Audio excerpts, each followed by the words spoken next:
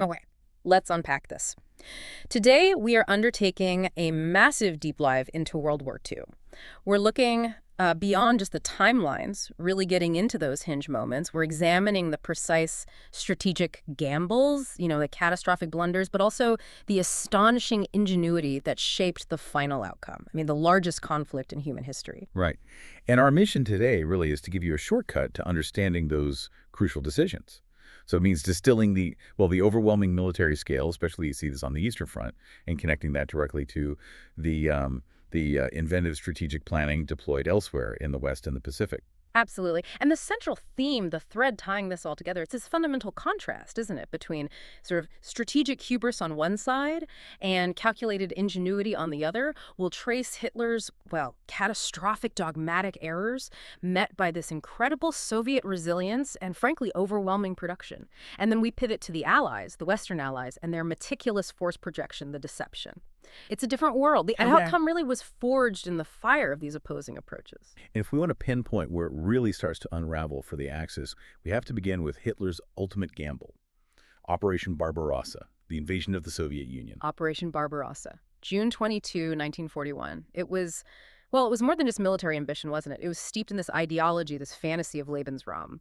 Hitler always positioned communism as the great enemy, the existential threat.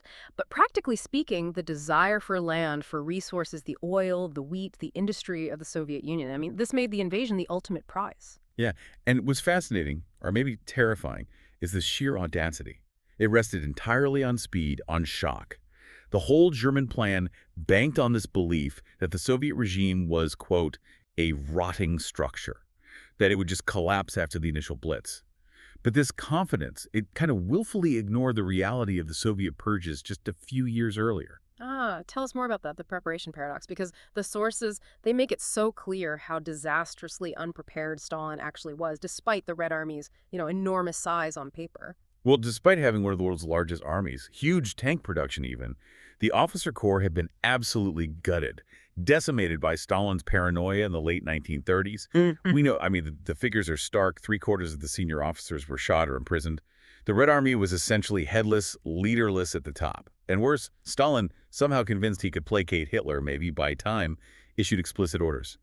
Do not provoke the Germans. This paralyzed their forward defenses, even when intelligence reports were practically screaming about the impending invasion. So Hitler launches 4 million men, over 3,000 aircraft. And it's divided into these three colossal prongs, these army groups. Exactly. Army Group North, heading for Leningrad, symbolic, Yeah. birthplace of Bolshevism. Army Group Center, the main hammer blow, aimed straight at Moscow. And Army Group South was assigned the vast agricultural riches of Ukraine and ultimately the oil fields in the Caucasus. That was the economic engine. But critically, many German generals, they voiced private concerns. They worried they were spreading forces too thin across this immense Russian landscape. Yeah. That dissent, though, immediately suppressed. No one dared challenge the Fuhrer directly on this. And the initial blitzkrieg success was just terrifying. Within days, panzers are punching 50 miles deep. 50 miles a day sometimes. The sources highlight these staggering encirclements. Near Minsk, what was it? Over 300,000 prisoners captured. Right. And then shortly after, another 310,000 near Smolensk. The Red Army command structure just fractured, completely fell apart in those early weeks. And we have to acknowledge it's uncomfortable, but in places like the Ukraine, the Germans were actually welcomed initially, seen by some locals as liberators from Stalin's brutal regime. By mid-July, I mean, barely a month in, the main objective seemed within reach. Moscow was just 200 miles away. If that momentum had just continued, the war in the East, well, it could have arguably been won effectively before the winter even set in. And this is precisely where the theme of hubris comes crashing in, because this seemingly unstoppable momentum, it just grinds to a halt due to one decision, the fateful delay of the Moscow push. This really stands as Hitler's first, and you could argue his most destructive strategic blunder of the entire war. General Heinz Guderian, the Panzer expert, the architect of Blitzkrieg in many ways, he strongly objected. He argued, look, the true strategic objective, the center of gravity, is Moscow. Destroy the Soviet command structure, take the capital.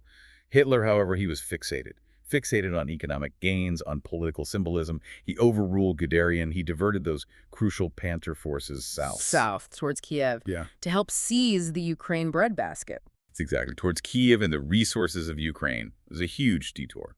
And that diversion, while maybe strategically costly for the main goal, it led to another massive Soviet disaster in Kyiv that September. It did. An enormous encirclement.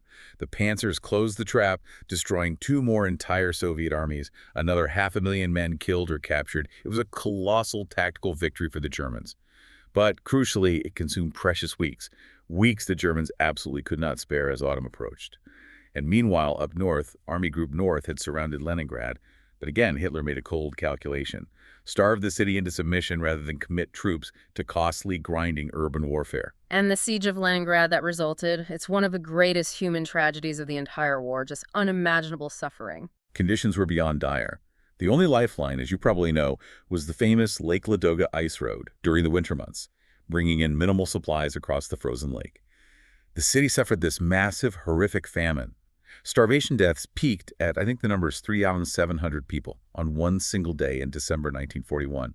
Hitler's calculation was simply to wait for the city to die. So the delay, the diversion south, the decision at Leningrad, it cost the German army everything when it came to Moscow. By the time Operation Typhoon, the final push on the capital, actually started in late September, the weather turned. First, the autumn rains, turning those unpaved Russian roads into what the soldiers called Rasputitsa, a sea of mud. It just stalled the advance, maybe 50 miles short of Moscow in October. And then, the real catastrophe. General Winter arrived early and with a vengeance. The temperature plunged. By December 4th, the leading German units, spearheads, they could reportedly see the spires of the Kremlin just 19 miles away. But the climate became the ultimate defense. German troops were still largely in summer uniforms. They expected a quick victory. Tank engines wouldn't start, lubricating oil froze solid, rifle mechanisms jammed, frostbite cases soared. Logistics completely collapsed. It was a total failure of strategic timing, dictated directly by Hitler's earlier diversion. But the climate, it only set the stage, right? The decisive military blow that came from the Soviets themselves. Absolutely crucial. Stalin had received rock-solid intelligence. This came from his master spy, Richard Sorge, operating deep inside the German embassy in Tokyo. Sorge assured Stalin that Japan would attack south, towards the U.S. and Southeast Asia, not north into Siberia. Which freed up Stalin's hand enormously. Enormously. It allowed him to move some 30 battle-hardened, fresh Siberian divisions. These were troops acclimatized to cold, fully equipped for winter warfare. Moved them thousands of miles west along the Trans-Siberian Railway right to the Moscow front. And on December 5th, 1941, they launched this massive, coordinated counterattack against the frozen, demoralized, overstretched German forces. The Germans were just thrown back, forced into this chaotic, incredibly punishing retreat in the depths of winter. The psychological impact on Hitler must have been profound. He couldn't admit failure, could he? No, he refused to. His reaction was typical. He sacked his commander-in-chief, Field Marshal von Brauchitsch, and 35 other senior generals. He took direct, personal command of the army himself and immediately issued his notorious order. No more retreats. Hold the Babel, stand fast. This doctrine, this rigidity, refusing to allow tactical withdrawals even when militarily necessary, it would define and ultimately doom the German war effort from that point forward. And that dogmatism, that refusal to adapt, it paved the way directly for the next even greater catastrophe for the Wehrmacht, Stalingrad. Right. So heading into the summer campaign of 1942, Hitler needed to shift focus. The previous year had been ruinously expensive, especially in fuel and equipment. His new goal, Operation Blue, was almost purely resource-driven. The primary objective, seize the critical oil fields of the Caucasus down in the south. Germany was running desperately low on oil. But once again, Hitler's ego, his personal obsessions, introduced fatal strategic misjudgments. Precisely. He became fixated on capturing the city that bore the name of his great rival Stalin, Stalingrad. Even though geographically it was secondary to the main objective, the oil fields further south. He split Army Group South into two. Army Group A, driving for the Caucasus oil, and Army Group B, ordered to capture Stalingrad. Splitting his forces again. Splitting them again. And then, frustrated by the slow progress of Army Group A in the difficult terrain of the Caucasus Mountains, he did something incredible. He diverted the 4th Panzer Army, crucial mobile forces needed for the oil push, away from the Caucasus Drive and back towards the fight for Stalingrad. Which meant the German 6th Army, under General Pellis, got stuck fighting for this city. A vital industrial center, yes, producing tanks, trucks, war material, but a strategic dead end in terms of the overall campaign goal, and a logistical nightmare to fight in. And the battle that followed, it was just unparalleled in its savagery. It became known as the Rattenkrieg, the Rat War. It devolved into this incredibly intense, prolonged, brutal house-to-house, room-to-room, even sewer-to-sewer combat. Soviet defenders, under General Chukov, they utilized the ruins brilliantly for sniping positions, used the city's sewer network for covert communication and movement. They adhered rigidly to Stalin's order. Not one step back, ni shaga nazad. The Germans found their famed blitzkrieg tactics and mobility completely nullified in this urban meat grinder. But this desperate, bloody holding action, it bought the Soviets the critical time they needed, didn't it? Time to prepare their own massive counterstroke. Operation Uranus. Yes. By mid-November 1942, the Soviets, under Marshal Zhukov's overall command, had secretly amassed an absolutely overwhelming force on the flanks of Stalingrad. We're talking over 1 million troops, something like 13,000 guns, nearly 900 tanks. They achieved this buildup through incredible deception, maskirovka, and strict radio silence.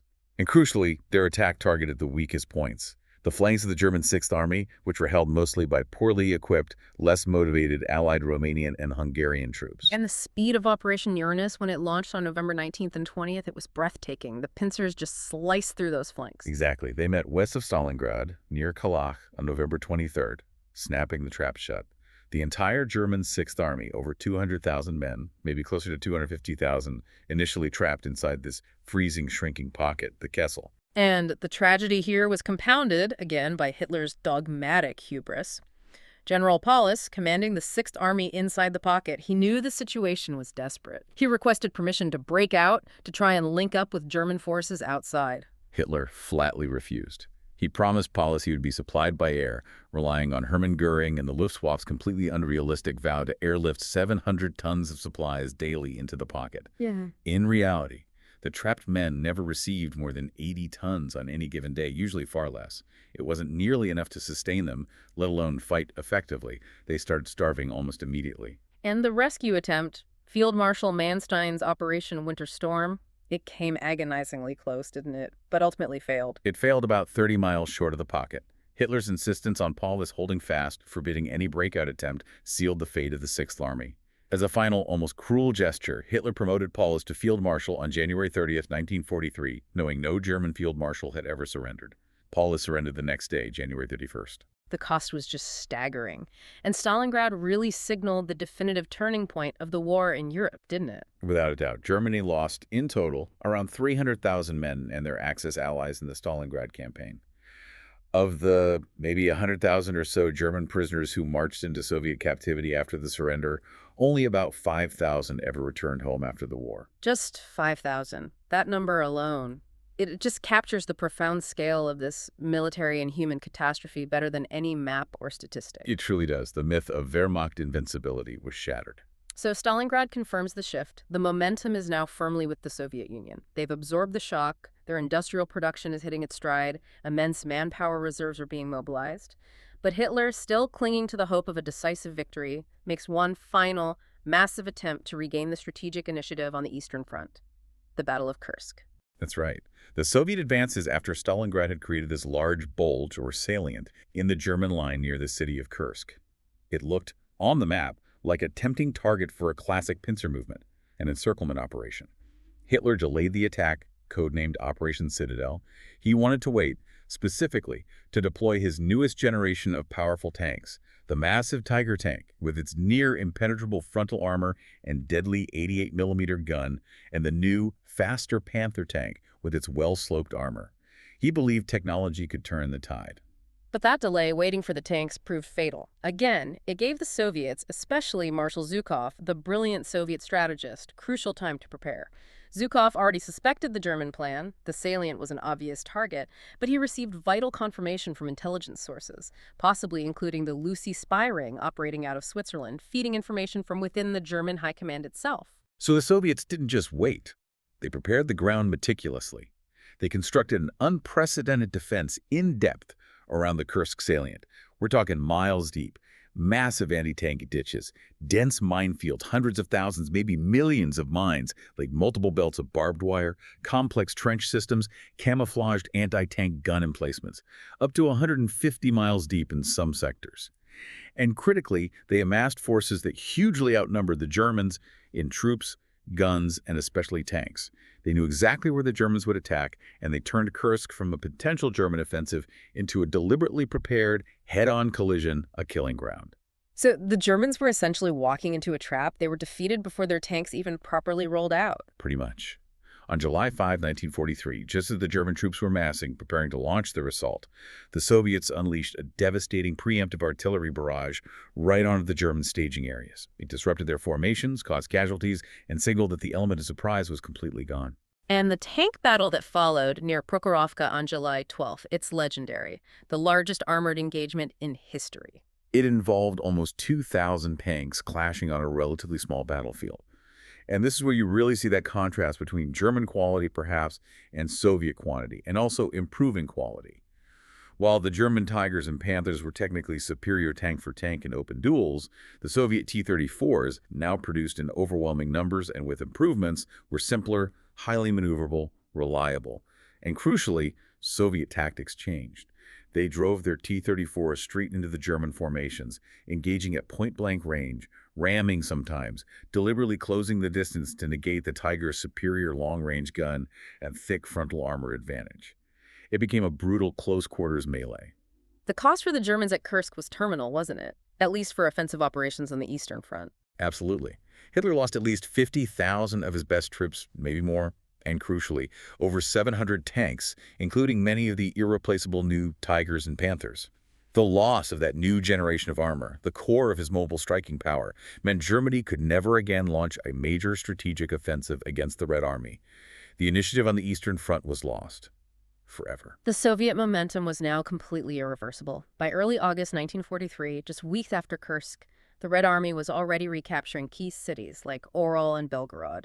Stalin celebrated with fireworks and 124 gun salvos in Moscow. The tide had well and truly turned. And the massive Soviet counterpunch came a year later. Operation Bagration. Operation Bagration, launched June 22, 1944. Exactly 3 years to the day after Barbarossa began, poetic in a grim way, and it targeted German Army Group Center in Belarus. The scale of this offensive just dwarfs almost anything seen before, even on the Eastern Front. The Soviets concentrated overwhelming force along a 350-mile front. In key breakthrough sectors, they deployed over 400 artillery guns per mile. Just imagine the density of that firepower. And again, German intelligence reports warning of this massive buildup. Predictably, ignored by Hitler, dismissed as Soviet deception, mere feints designed to draw reserves away from other sectors.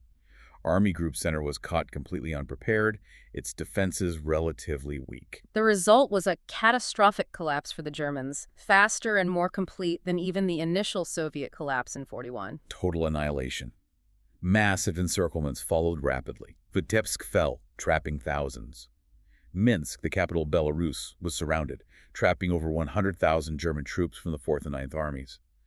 In total, during Operation Bagration, something like 300,000 Axis soldiers were killed, and another 150,000 captured. German Army Group Center effectively ceased to exist as a coherent fighting force. It was the Wehrmacht's greatest single defeat of the war. And as the Red Army drove relentlessly westward, clearing Belarus and moving into Poland, they made a horrific discovery, one that fundamentally changed the world's understanding of the Nazi regime. Yes. On July 23, 1944, Soviet forces liberated the Majdanek concentration and extermination camp near Lublin in Poland. It was the first major camp complex they encountered, and it provided the first widely publicized, irrefutable physical evidence of the industrial scale and machinery of Hitler's final solution. Gas chambers, crematoria, warehouses full of victims' belongings. The Soviet Union became the first nation to really confront the logistical reality of the Holocaust on the ground and show it to the world. A truly grim milestone. Now, as the Red Army neared Warsaw, Poland, the discussion shifts, doesn't it, towards Stalin's own brutal political calculations. It does. The Red Army reached the Vistula River just south and east of Warsaw in late July 1944. And then they paused. They paused. Just as the Polish Home Army, the Armia Krajowa, the main Polish resistance movement loyal to the non-communist Polish government in exile in London, rose up against the occupying Nazis inside Warsaw. That was August 1st, 1944. Exactly. And Stalin's reaction, or rather, inaction, was shocking but revealing. He was deeply hostile to the London-backed Poles. He saw them as political rivals for control of post-war Poland. He wanted his own communist-backed Polish government installed. So he deliberately halted the Red Army's advance on the Vistula, turned a completely blind eye to the uprising happening just across the river. He denied Allied requests to use Soviet airfields for supply drops to the home army. The source material makes it clear this was a cold, calculated political move. Let the Germans crush his potential political rivals first. Precisely. Allow the Nazis to brutally destroy the non-communist Polish resistance in Warsaw, saving him the trouble later. The uprising fought heroically for 63 days, but without outside help, it was doomed.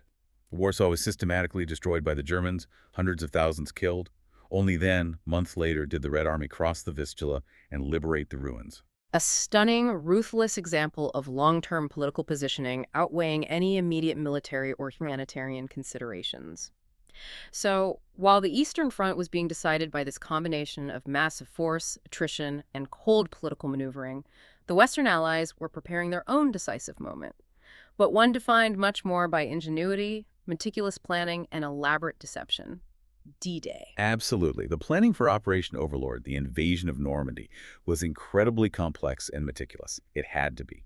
The Allies had learned hard lessons from the disastrous Dieppe raid back in 1942. Dieppe taught them what, exactly? It proved definitively that a direct frontal assault on a heavily defended German-occupied port was suicide. The defenses were too strong, the element of surprise impossible.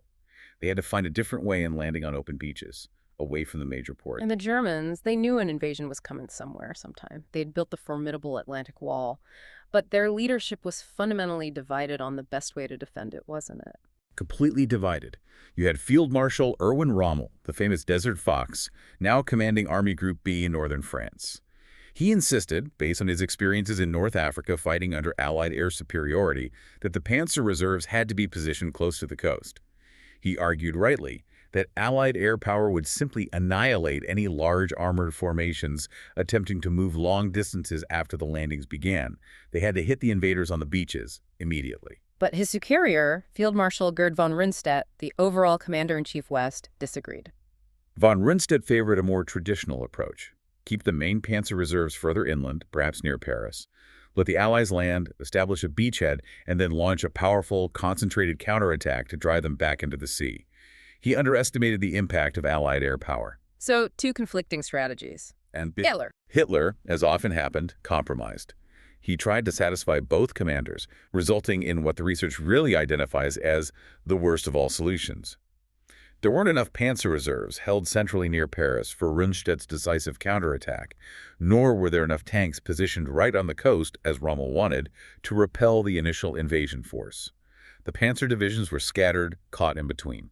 And this internal German confusion, this flawed deployment, was exploited brilliantly by the Allies through Operation Bodyguard, the huge deception campaign. Oh, Bodyguard was a masterpiece of misdirection. Its main goal was to convince the Germans that the main Allied invasion would target the Pas-de-Calais region, the narrowest point of the English Channel, the most logical place to cross. Normandy was presented as merely a diversion. And the scale of this deception, it's almost unbelievable. They invented an entire phantom army group, didn't they? FUSAG. Yes, the first U.S. Army Group, or FUSAG, headquartered in Kent, right opposite Calais, and they placed the legendary, aggressive General George S. Patton, the Germans most feared and respected, as an offensive commander in command of this ghost army. So the Germans are watching Patton, their top-rated enemy general, commanding a massive army group poised directly opposite Calais. It had to be convincing. Extremely convincing. This phantom army used thousands of inflatable rubber tanks and trucks, dummy landing craft assembled in ports, cleverly faked radio traffic, simulating the communications chatter of a massive invasion force preparing to embark. They even coordinated fake logistical movements, bombing patterns targeting Calais infrastructure, disinformation spread through double agents. Everything pointed to Calais as the primary target. And the German high command, including Hitler, completely bought it. They kept powerful reserves waiting for Patton near Calais, even weeks after the Normandy landings began. Beyond the deception, the sheer physical planning for D-Day was a marvel of engineering ingenuity. Since they couldn't seize a major port immediately, they decided to bring their own. That's right. The famous Mulberries. These were enormous, hollow concrete caissons, prefabricated in Britain, towed across the Channel, and sunk in place off the Normandy beaches to create two huge artificial harbors. Mulberry A for the Americans, Mulberry B for the British and Canadians.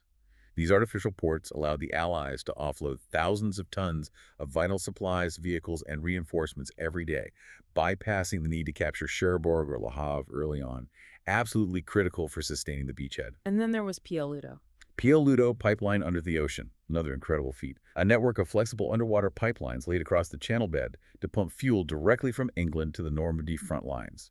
This eliminated the extreme vulnerability of relying solely on slow, easily targetable oil tankers. And you also had specialized tanks, General Percy Hobart's Funnies. These were modified Churchill and Sherman tanks designed to overcome specific beach obstacles. Flamethrower tanks, tanks with massive flails to clear minefields, bridge-laying tanks, bunker-busting tanks, ingenious solutions to tactical problems. So the invasion itself, launched on June 6, 1944, D-Day.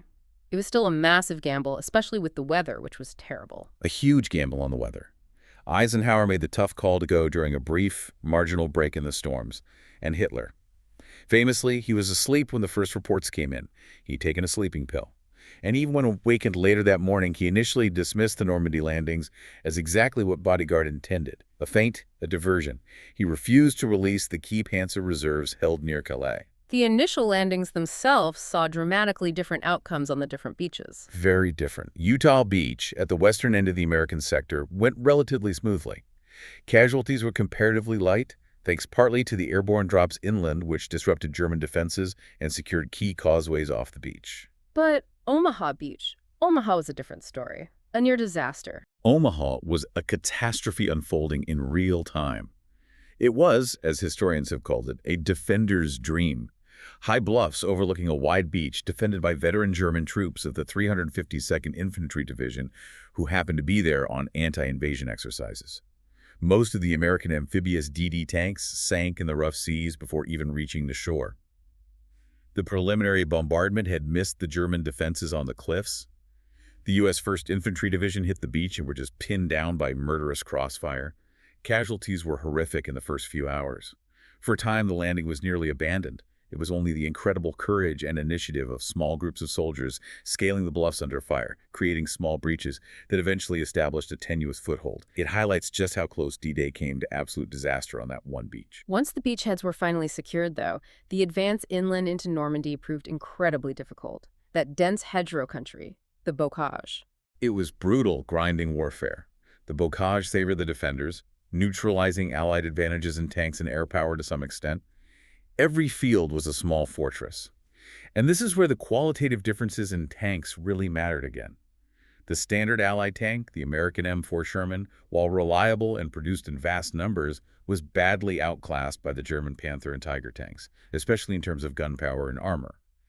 British tankers grimly nicknamed their Shermans Ronsons, or Tommy cookers, because they tended to brew up easily when hit. But the sheer weight of Allied numbers, and especially the fighting near the city of Caen in the British and Canadian sector, it served a crucial strategic purpose, right? It absolutely did. The intense, prolonged, bloody battle for Caen drew in the vast majority of German armored reserves in Normandy. Rommel and von Rundstedt committed division after division to try and hold Caen and prevent a British breakout towards Paris. And this concentration of German armor around Caen created the opportunity for the Americans further west, Operation Cobra. Exactly. With the German panzers tied down around Caen, the Americans launched Operation Cobra on July 25th. It began with a phenomenal display of air power. Around 1,800 Allied heavy and medium bombers laid down a massive carpet bombing attack on a narrow 4-mile stretch of the German front line near Saint-Lô. It didn't destroy all the German defenses, but it stunned and demoralized the defenders, pulverizing the forward positions, creating a breach in the line. And through that breach poured General Patton's newly activated Third Army. Yes, Patton's forces fanned out, exploiting the breakthrough, finally getting into open country where their mobility could be used effectively. They raced south and then east, starting the Great Encirclement. And once again, Hitler's dogmatic no-retreat order played directly into Allied hands. He ordered the battered German forces in Normandy to launch a desperate counterattack westward at Mortain, trying to cut off Patton's spearheads. It failed completely under Allied air power. And this failed counterattack essentially pushed the remaining German forces deeper into a trap, the Falaise Gap or Falaise Pocket. Precisely. As the British and Canadians pushed south from Caen and the Americans swung north and east, they squeezed the remnants of the German 7th Army and 5th Panzer Army into this shrinking pocket around the town of Falaise. Hitler refused permission for a timely withdrawal until it was far too late. The gap became a devastating killing field, strafed relentlessly by Allied fighter bombers. When the Allies finally linked up, closing the gap near Chambois on August 20th, 1944, the results were definitive for the campaign in France. Utterly definitive. Yeah. Around 50,000 German soldiers were captured inside the pocket, and estimates suggest another 10,000 were killed. Vast amounts of equipment were destroyed or abandoned. The German army in the West was effectively broken as a coherent fighting force. The road to Paris, and eventually to Germany itself, was open. So, as the war in Europe races towards its conclusion after the breakout from Normandy, the conflict in the Pacific takes on a different, arguably even more brutal character. A fanatical resistance that leads to ever-escalating costs for the Allies. Yes. The nature of the fighting in the Pacific in 1944 and 45 was fundamentally different. It was characterized by this Japanese determination to fight literally to the last man, often preferring death to surrender. This shaped the final, terrible decisions of the war. And the first really brutal warning of what lay ahead came at Iwo Jima, didn't it? February 1945. Iwo Jima, a tiny volcanic island but strategically essential. It was located about 800 miles from the Japanese mainland, halfway between the Mariana Islands, where the U.S. B-29 bombers were based, and Japan itself. Capturing Iwo Jima meant U.S. fighters could escort the B-29s all the way to Japan and back, significantly improving bombing effectiveness. It also provided an emergency landing field for damaged bombers returning from raids. It had to be taken. But the Japanese commander there, General Tadamichi Kuribayashi, he prepared a very different kind of defense than the Allies had faced before. Kuribayashi was a brilliant, if ruthless, commander. He knew he couldn't stop the Americans from landing, given their overwhelming naval and air superiority, so he decided to make them pay the highest possible price for the island. He abandoned the traditional defense at the beach. Instead, he instructed his 22,000 troops to build an incredibly elaborate network of tunnels, caves, bunkers, and underground galleries, honeycombing the volcanic rock, especially Mount Suribachi. These defenses were designed to withstand the massive pre-invasion bombardment. And crucially, he ordered his men to hold their fire, to let the Americans land and move inland, then open up from these hidden, interlocking positions. Maximize the American casualties, no banzai charges, fight from cover until death. So the initial landing was relatively easy, but then the fighting became just horrific. A bloody frontal affair, as historians describe it. The Marines had to clear out these fortified positions one by one, using flamethrowers, grenades, demolition charges. Progress was measured in yards per day. The fighting from Mount Suribachi, culminating in the famous flag raising, was only the beginning. And the carnage was profound on both sides. Absolutely. Of the entire Japanese garrison of around 22,000 men, only about 200 were taken prisoner, most of them wounded or unconscious. The rest fought to the death. But the cost for the Americans provided that sobering lesson you mentioned. Nearly 7,000 U.S. Marines were killed and another 18,000 wounded, taking this tiny island. It was the only battle in the Pacific where American casualties exceeded Japanese casualties, excluding prisoners. It became crystal clear that if this was the price for a small outer island, any invasion of the Japanese mainland itself, defended by millions of soldiers and prepared civilians, would likely cost hundreds of thousands of American lives. And this sobering casualty forecast, it directly spurred the next phase of the air war, strategic bombing, specifically firebombing. Yes. The arrival of the new B-29 Super Fortress with its unprecedented range and bomb capacity finally brought the Japanese home islands within reach of U.S. forward bases captured in the Marianas like Saipan and Tinian. But initially, the bombing wasn't very effective. No, the initial strategy was high-altitude, daylight precision bombing of industrial targets, similar to the early strategy against Germany. But it proved largely ineffective against Japan. Persistent thick cloud cover over Japan often obscured targets. And more surprisingly, the B-29s encountered the previously unknown phenomenon of the jet stream, powerful high-altitude winds that threw bombs completely off target. Accuracy was terrible. So the commander of the XXI Bomber Command, General Curtis LeMay, he shifted tactics dramatically. LeMay was known for being blunt and results-oriented. Seeing the failure of precision bombing, he made a radical decision. He adopted the strategy the British RAF had used against German cities. Area bombing, specifically low-altitude, nighttime firebombing using incendiary bombs. Japanese cities were largely built of wood and paper, making them incredibly vulnerable to fire. LeMay ordered the B-29s stripped of defensive armament to carry more bombs and told them to attack at low altitude around 5,000 feet at night. And the most horrific result of this new tactic was the raid on Tokyo on the night of March 9-10, 1945. Operation Meeting House. Almost 300 B-29s dropped nearly 1,700 tons of incendiary bombs, mostly napalm-filled M69 clusters, onto the densely packed working-class districts of Tokyo. The result was a manufactured firestorm, an inferno so intense it created its own hurricane-force winds, sucking oxygen out of the air, melting asphalt. 16 square miles of Tokyo were utterly obliterated in a single night. Casualty estimates vary wildly, but it's generally accepted that over 100,000 Japanese civilians were killed in that one raid, possibly more deaths than in the initial blast at Hiroshima or Nagasaki, and over 1 million were left homeless. It was the single deadliest air raid in history. Despite this overwhelming, terrifying destruction inflicted on Tokyo and other cities subsequently firebombed, the Japanese government showed absolutely no sign of surrender. None whatsoever. The military leadership remained firmly in control, committed to fighting to the bitter end. It seemed to prove that even this level of conventional bombing, however horrific, would not be enough to force capitulation. It reinforced the military belief that only a direct invasion of the home islands would end the war. Which pushed the Allies to the next crucial, bloody step in the island-hopping campaign, Okinawa. Even closer to Japan. Okinawa, the largest island in the Ryukyu chain, lying just 350 miles south of the main Japanese island of Kyushu. It was seen as the final essential stepping stone, the main staging base needed for the planned invasion of Japan itself, Operation Downfall. And the Japanese commander on Okinawa, General Mitsuru Ushijima, he was just as determined as Kuribayashi on Iwo Jima to inflict maximum casualties. Even more so, perhaps.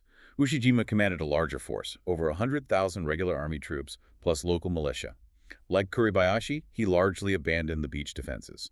He planned a protracted defense in depth, utilizing the island's rugged terrain, caves, and intricate system of fortified lines, particularly the Shuri line in the south. His strategy was simple: bleed the Americans dry, constantly withdraw his forces to new, pre-prepared defensive positions, forcing the Americans into costly frontal assaults time and time again, turn Okinawa into an American graveyard, and hopefully demoralize them enough to abandon the invasion of Japan. And the defense of Okinawa was also characterized by a terrifying escalation of a new weapon deployed against the invasion fleet offshore, the kamikaze. Yes, the kamikaze, the divine wind suicide attacks, had been used before, but they were employed on a massive systematic scale at Okinawa. Over 1,900 kamikaze sorties were flown against the Allied fleet during the three-month battle. Japanese pilots, often barely trained, would fly their bomb-laden aircraft, sometimes older planes, sometimes specially built suicide craft, directly into Allied ships, aiming particularly for aircraft carriers and destroyers on radar picket duty. They also introduced the Oguka, or cherry blossom bomb. This was essentially a rocket-powered, human-guided cruise missile carried aloft by a bomber and then released near the target fleet. It carried a massive 2,650-pound warhead and was incredibly fast, very hard to shoot down. Terrifying for the sailors. Even the remnants of the once mighty Japanese Imperial Navy participated in this fanatical final display, the mission of the battleship Yamato. The Yamato, the largest, most powerful battleship ever built. Along with a light cruiser and 8 destroyers, it was sent on a one-way suicide mission, Operation Tengo, steaming towards Okinawa, with only enough fuel for a one-way trip. The plan was for it to beach itself on Okinawa and use its massive 18.1-inch guns as sure batteries against the Americans. It was a symbol of defiance, but militarily hopeless. It was quickly spotted by U.S. submarines and aircraft.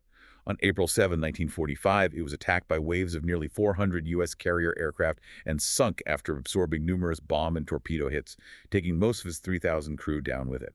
It symbolized the utter desperation and suicidal commitment of the Japanese military at this stage.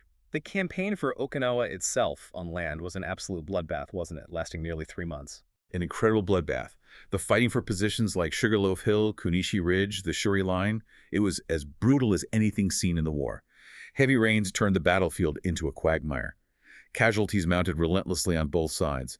U.S. forces suffered tremendous losses, over 12,500 killed or missing, and tens of thousands wounded, making it the costliest battle for the U.S. in the Pacific. The Navy also suffered heavily from the kamikaze attacks, with dozens of ships sunk or damaged. For the Japanese, the losses were even more catastrophic.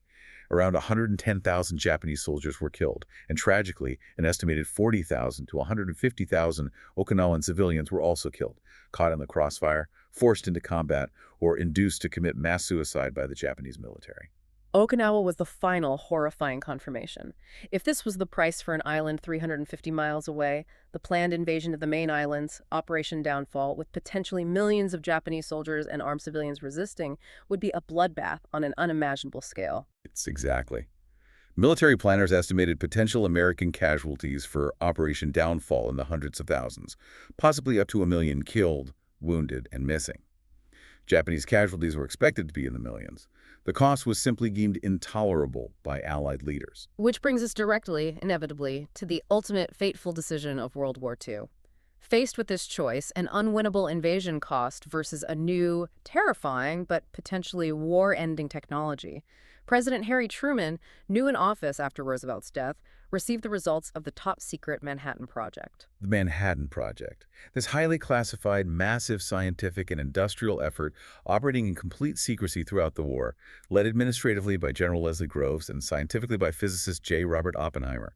It had successfully pursued two parallel paths to develop an atomic bomb, one using enriched uranium-235, resulting in the gun-type device nicknamed Little Boy, and the other using plutonium-239, requiring a more complex implosion mechanism nicknamed Fat Man. And the successful test of the plutonium device, codenamed the Gadget, during the Trinity test in the New Mexico desert on July 16, 1945, proved the concept worked. It gave Truman the means, theoretically, to end the war without the dreaded invasion. The Trinity test produced an explosion equivalent to about 20,000 tons of TNT, far exceeding expectations. Truman, attending the Potsdam Conference with Stalin and Churchill, later Attlee, was informed of the successful test. He authorized the military to prepare the bombs immediately for use against Japan if they didn't surrender unconditionally following the Potsdam Declaration ultimatum. Japan ignored the ultimatum. The moment arrived on August 6, 1945. The B-29 bomber Enola Gay, piloted by Colonel Paul Tibbets, took off from Tinian Island. It dropped the uranium bomb Little Boy on the city of Hiroshima, a major military and industrial center that had been deliberately spared previous firebombing to provide a clear target. The explosion, equivalent to nearly 13,000 tons of TNT, detonated about 1,900 feet above the city center. It instantly vaporized tens of thousands of people as the temperature at the hypocenter reached an estimated 5,000 degrees Celsius. A shockwave and subsequent firestorm destroyed most of the city. Initial death toll estimates vary hugely, but somewhere between 40,000 and perhaps 100,000 people were killed instantly or within hours. Thousands more would die later from horrific burns and the terrible unseen effects of radiation poisoning. Even after Hiroshima, the Japanese War Cabinet still refused to surrender, deadlocked. But then two massive simultaneous events on August 9, 1945, finally broke that deadlock. First, the second atomic bomb, the plutonium device Fat Man, was dropped on the city of Nagasaki, another industrial center and port. Cloud cover obscured the primary target, Kokura, so Nagasaki was chosen instead. It caused massive destruction, though the hilly terrain limited the blast radius somewhat compared to Hiroshima. Still, tens of thousands were killed. And critically, on that very same day, August 9th, fulfilling a promise made at the Yalta Conference, the Soviet Union declared war on Japan. 1.5 million battle-hardened Soviet troops stormed into Japanese-occupied Manchuria, northern China, and Korea, quickly overwhelming the Kwantung Army. Stalin was clearly positioning himself, seeking territory and influence in the final post-war settlement in Asia. But for the Japanese leadership, this created a sudden, devastating two-front existential threat: atomic annihilation from the U.S. and conventional invasion by the massive Red Army. The Japanese War Cabinet, the Supreme Council for the direction of the war, remained deadlocked. 6 members. 3 favored surrender on the sole condition that the emperor's position be preserved. 3 hardliners wanted to fight on, demanding additional conditions. It took the unprecedented, almost sacred intervention of Emperor Hirohito himself to break the impasse. Summoned by the Prime Minister, Hirohito listened to the arguments and then, breaking centuries of imperial precedent, cast the deciding vote for peace. His stated reason was his inability to bear seeing his people suffer further. His condition: the preservation of the imperial institution, his position as head of state. The Allies, primarily the U.S., agreed to this condition, stating the emperor's authority would be subject to the supreme commander of the Allied powers, General MacArthur. After this assurance, the Japanese government formally accepted unconditional surrender on August 14, 1945, August 15th in Japan, known as VJ Day. The final, formal signing of the surrender documents took place aboard the USS battleship Missouri, anchored in Tokyo Bay on September 2, 1945. General Douglas MacArthur accepted the surrender on behalf of the Allied powers, formally ending World War II. So what does this all mean? Looking back for our listener, we've covered this tremendous, almost overwhelming scope. From the frozen plains of Russia, where Hitler's fatal hubris met its match, to the meticulously planned, blood-soaked beachheads of Normandy, and finally to that terrifying, world-altering conclusion in the Pacific. Yeah, and what we've really seen, I think, is that the war wasn't decided by a single battle or even a single front. It was this chain of decisions of cause and effect. Hitler's dogmatism, his rigid no-retreat orders at Moscow, then Stalingrad, his constant underestimation of Soviet resilience and industrial capacity that allowed the Soviets, despite their own immense suffering and losses, to ultimately prevail through sheer weight of numbers and production. And that contrasts so sharply, doesn't it, with the approach in the West? The incredible ingenuity of Allied deception, like Operation Bodyguard, which demonstrably saved lives and resources by misleading the enemy. Absolutely. The sheer resourcefulness, the cleverness dedicated to engineering solutions like the Mulberries and PLUTO, they were vital force multipliers. They saved thousands of lives compared to just trying to batter through fortified ports. It provides such a stark counterpoint to the sheer human cost required to overcome that fanatical, almost suicidal will to resist shown by the Japanese, particularly at Iwo Jima and Okinawa. Right. And it was that horrific, grinding cost of conventional victory in the Pacific, the projected casualties of invading Japan, that ultimately, tragically, necessitated the terrible calculation of the atomic age, the decision to use the bomb. Which raises, I suppose, a final provocative thought for you, our listener, to consider. What force was it? Nature? Was it technology? Was it sheer political will or ideology? What was ultimately the most decisive factor in ending this global catastrophe? Think about it. In 1941, you could argue it was the cold hand of winter, a force of nature, that played a huge role in saving Moscow.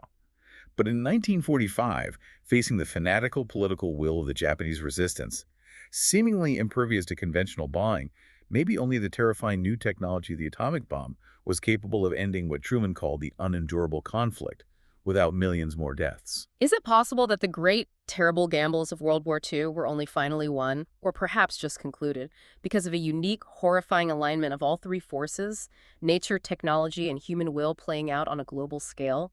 Something to really think about.